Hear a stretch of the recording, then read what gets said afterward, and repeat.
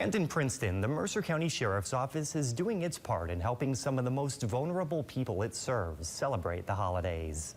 A giving tree is once again set up inside the department's tax office with the goal of helping people who are wards of the state. The sheriff's tax deputy tells us people in that position typically have limited access to money, which is why each one has a heart on the tree this year. But donations are still needed to provide them with gifts along with a dinner and as happy of a Christmas as possible. But the public's help is needed.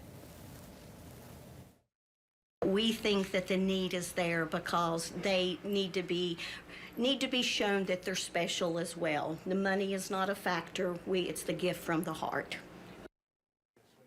You can stop by the tax office at the county courthouse to make a donation if you would like.